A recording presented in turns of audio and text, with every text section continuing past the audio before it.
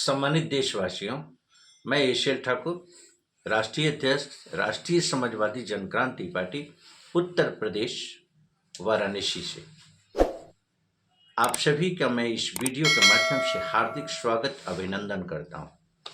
साथ ही राष्ट्रीय समाजवादी जनक्रांति पार्टी के बैनर की तहत आप सभी से अपील करना चाहता हूं। आप समीक्षा करें, देश के अंदर कौन ऐसा राजनीतिक दल है जो कि रोजगार और शिक्षा को लेकर के बात करता हो।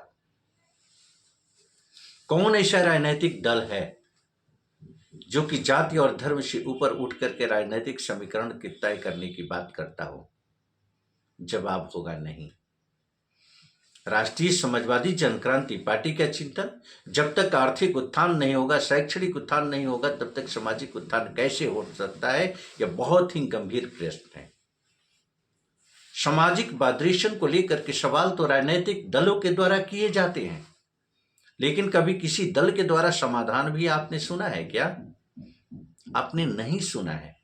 आज 77 साल आजादी के लगभग होने को जा रहे हैं, लेकिन आज देश की स्थिति हमारी क्या है? 80% आबादी गरीबी रेखा के नीचे जीवन यापन करने को मजबूर।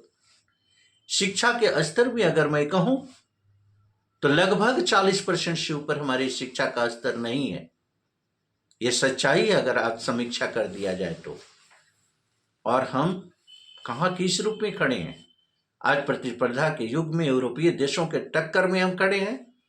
यूरोपीय देशों से कल कारखाने आकर के हमारे यहाँ लगेंगे एफडीआई के तहत, जब देशी और विदेशी पूंजीपति आकर के हमारे यहाँ व्यवसाय करेंगे, चाहे इंडस्ट्रीज उनकी होगी, चाहे किसी क्षेत्र में उनका निवेश होगा, हम किस रूप में सर्वाइव करेंगे? ये बहुत ही गंभीर विषय है। आज चमचमाती हुई सड़कें, टिमटिमाते हुए तारे, आज हम देख रहे हैं एयरपोर्ट की सुरक्षा, एयरपोर्ट पर चकाचौंध।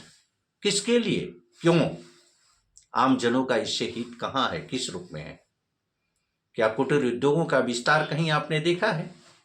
क्या कभी आपने ये देखा है कि देश के अंदर उद्योग के क्षेत्र में विस्तार दिया जाता हो? क्या आपने देखा है जीएसटी जैसे कर प्रणाली ला करके आपके व्यवसाय को तोड़ने की जगह आपको शिक्षित और प्रशिक्षित किया जाता हो? नहीं, आपने कभी नहीं देखा होगा, और न इसके लिए सरकार प्रयासरत है। ऐसी स्थिति में हम कैसे सर्वाइव करेंगे?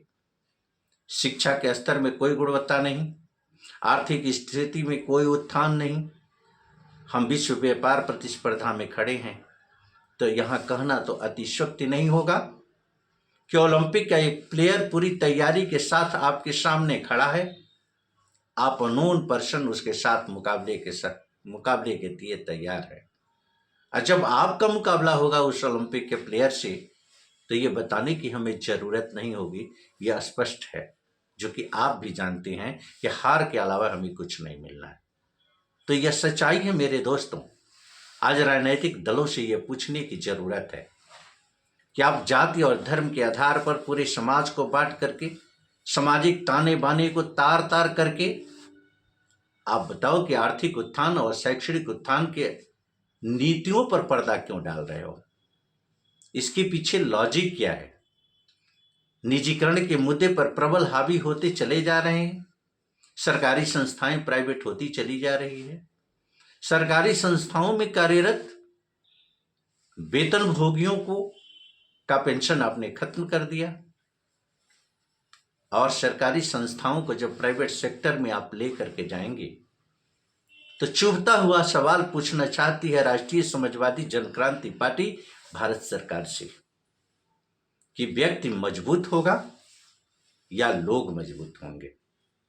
निजीकरण यह स्पष्ट करता है कि व्यक्ति मजबूत होगा, लोग मजबूत नहीं होंगे। अगर सरकारी संस्थाएं सरकार से नहीं संभल रही है, तो सरकार को सत्ता में बनने डरने का अधिकार कहां? सरकारी संस्थाओं को संभालने के लिए, बेटरमेंट के लिए सरकार की नीतियां क्या है?